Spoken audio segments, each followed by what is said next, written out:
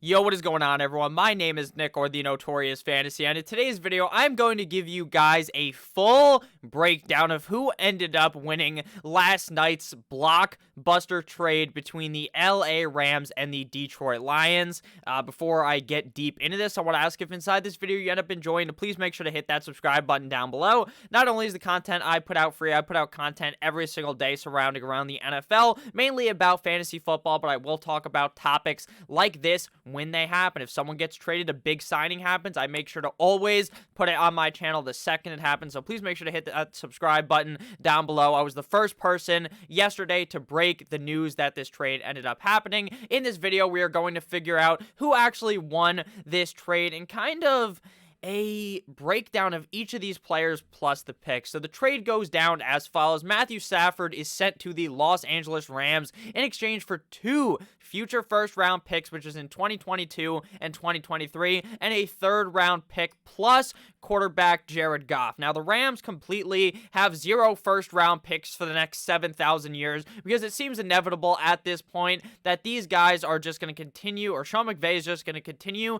to ship off first-round picks. He did it for Jalen Ramsey. He did it here for Matthew Stafford. It seems like this guy does not give a single fuck about owning a single pick inside of the first round, which makes draft night for Rams fans obviously kind of sad, but when you're making these moves, building this team, it obviously makes sense. Now, before we kind of even break down this trade, I just want to ask you guys how you guys feel about what Deshaun Watson's price is going to be down below in the comment section. How many picks is it going to cost to get Deshaun Watson? Because Stafford literally isn't even a top 5 quarterback. He's not even that young.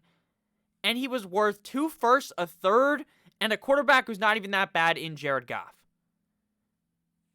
It's crazy, right? I mean, I think Watson's going to be worth either 3 or 4 first-round picks.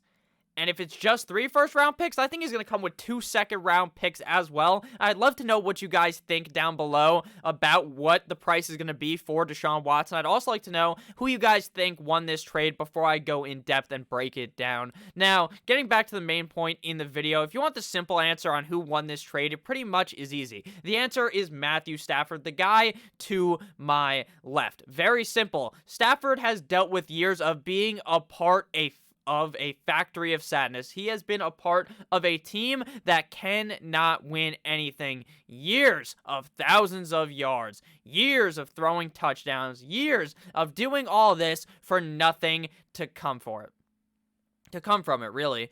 He's had years of bad coaches. He's had years of players being surrounded by him, not being all that great, them never committing to a line, them never really going all in with Detroit. They've kind of just been half-assing it. If Stafford can carry them, maybe they make the playoffs. If not, even with Stafford carrying, it's hard to make the playoffs on the Detroit Lions because they just have been a dumpster fire like that. Stafford has finally been freed off the leash of the Detroit Lions, and the only question now is, will the keys to the city that he has taken be able to take the Rams to the promised land to win Central Station and winning a Super Bowl, unlike they did a couple of years ago when they played up against the Patriots. So the real in-depth version, obviously, Stafford's a winner strictly because I know that guy didn't want to be in Detroit, and frankly, the Detroit Lions did not deserve a quarterback like that. I've seen tons of comments, even from Lions fans in my comment section, talking about how in reality, Stafford deserves much more and a greener pasture than what he has been given in Detroit. So the in-depth version of this answer, we are going to compare the 2 quarterbacks and then obviously bring in the fact that picks are involved. And I'm not going to talk about the fact that Jared Goff has played in 2 Pro Bowls and Stafford has only played in 1 because Pro Bowls don't mean shit. They're not voted on by the players. It's a popularity contest. So to me, it does not really matter at all how many Pro Bowls Stafford has been to. The fact that he's only been to 2 in his long, illustrious career, or only been to 1, I should say, is just fucking weird. So first we have to talk about the age of these 2 players. Jared Goff is currently 26 and will be turning 27 during the next season in October. Stafford is 32, but he is turning 33 on February 7th. So you could say this was a very happy birthday for Mr. Matty Snapback and his wife, who really wanted him out of there. To me, this is not super important, right? The age difference being a couple of years, who gives a fuck, right? it's pretty much a wash in thinking about the trade. Sure, you always want the younger guy at the quarterback position, but Matthew Stafford has literally shown really zero signs of slowing down as he's gotten older. So now it's time to look at the real numbered Stafford, who has only played in the league for 12 years and has thrown 4,000 yards 8 times and 5,000 yards once. But he probably would have hit 5,000 yards again in 2019 when his season was cut short due to a back injury, where he put up 2,499 yards in just 8 games, which likely would have put, if he played all 16, 5,000 yards. Injury is really no issue for Matthew Stafford, as he's only missed 8 games since 2011. I've seen all types of narratives about how his back's fucked, this, that, and the other thing. Frankly, put that to rest, because the guy's only missed 8 games since 2011. That is 10 years of playing every single game every year, except for in 2019, where he was hurt for 8 games. Stafford also averages a 2-to-1 touchdown-interception ratio in most seasons, in some even eclipsing 3-to-1 or even 4-to-1, I should say, interlaced. Jared Goff has played in the NFL for just 5 years and has already made a Super Bowl appearance, which is something that Matthew Stafford probably has wet dreams about.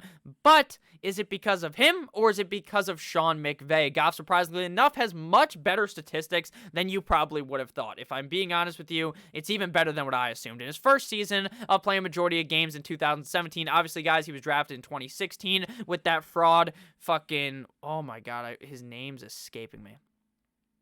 Jeff Fisher, Mr. 8-8, and he went 0-7 in those games. But again, completely different Rams to what we have seen now. In 2017, he threw 3,804 passing yards for 28 touchdowns and 7 INTs. And then his next season, he really took a step up in 2018, throwing 4,668 yards for 32 touchdowns and 12 INTs. In my opinion, those were his 2 best seasons in the NFL, based strictly on a touchdown to interception ratio, because while the numbers still look good in 2019, it kind of went downhill, right? Another 4,000 yard season. That's all good, but he threw 22 touchdowns and 16 INTs, a much closer ratio there when looking at it. Last season in 2020, put up 3,952 yards in 15 games, which, again, giving the benefit of the doubt, pretty much 4,000 yards because all he had to do is play one more game, 20 touchdowns, and 13 INTs. So while the yards have still been there, you need to understand that his passes haven't been as accurate because he's been throwing much more interceptions. Either that or his decision-making has been more off in comparison to what we saw earlier on in Jared Goff's career. So is it all on Goff? Is it all on Sean McVay? To me, it's kind of a give and take. Goff's not awful, but the fact that Sean McVay literally was in this guy's head telling him who the fuck to throw the ball to is going to help you out a whole ton when compared to when you go to the Detroit Lions and they don't have as good of coaching as Sean McVay, obviously. So when you're crunching all these numbers, you're putting everything together. If this was an essay, you'd say, in conclusion, the Lions have won this trade, getting a watered-down Stafford in Goff, meaning the watered-down version of Stafford is Jared Goff, plus 2 first-round picks and an additional third in this side of the trade. I would prefer it. But trades like this, you genuinely don't know who really won right now, because the Lions could go ahead and have 2 picks. Sure, they're first-round picks, but they're maybe top 25 picks. Now, I'm not putting, or not top 25, they're like the 25th pick in the draft, the 28th pick in the draft, maybe, if the Rams are what I think the Rams will be with Stafford, and they swing and they fucking miss, and their picks are looking awful. They completely missed 6 years from now. You know, that was the dumbest decision they could have made. If the Lions are drafting like in the past, they are going to be 100% punching the air and going to be missing Mr. Matthew Stafford. At the end of the day, Stafford was never going to take the Lions to the promised land, so I understand why they did this trade. You can't put the whole team on Matthew Stafford's back. He's been doing this for years, and the motherfucker probably has scoliosis at this point. My verdict at the end of the day is going to be that the Lions won the trade, okay? But if you're a Rams fan, if you are the Rams, you should not be mad at this trade. Because frankly, you didn't lose. You just didn't win by a landslide. You just won by a little. You went ahead and traded big pieces. You traded your franchise quarterback, worth a lot of money, way too much money. Your franchise quarterback, you got rid of 2 first-round picks. And you got Matthew Stafford Sure, he's older. Sure, he's this. Sure, he's that. But the numbers do not fucking lie. Matthew Stafford is a legitimately good quarterback who is going to take the Rams to that next level, to not losing a playoff game, to go in there and win in the wild card game, potentially win a divisional game, win a conference game, potentially go to the Super Bowl, because Matthew Stafford is one of the most criminally underrated players in the NFL. I'm telling you all this guy's stats. People are saying this guy is just a stat junkie. He's this, he's that. He's never won a fucking game. He's never won a playoff game. He's never won this. He's never won that. Who gives a fuck? Okay? Because this guy has been criminally butt-fucked by the Detroit Lions organization. Do not buy into the narrative that Matthew Stafford is overrated. Do not buy into that narrative. I've seen a whole bunch of it, and it's complete and utter bullshit. Stafford is going to bring the Rams much more success than Goff did, but the Lions still win the trade because they're getting all these potential picks. And Goff, who's not a pushover. He's not awful. And maybe if they develop him, maybe the change of scenery, maybe he looks even better, and the Lions won by a landslide. But at the end of the day, if you're a Rams fan, don't be sad. Don't be mad. Get glad, as they would say in those advertisements. Matthew Stafford is very good, and this is a great move for the Los Angeles Rams organization. So again, let me know down below how you guys felt about this trade, and let me know who you guys think won. Also, again, how many picks is it going to take to get Deshaun Watson from Houston to the Jets to Washington to Miami to whatever fucking team you want to fill him in on? Besides the Rams or the Lions, whichever one it is, let me know down below. I would really appreciate it. I hope you guys have a great rest of your guys' day. I hope you are as shocked as me that this blockbuster trade ended up happening. Hope you guys did enjoy again. Make sure to hit that subscribe button down below. I love you all. As always, goodbye.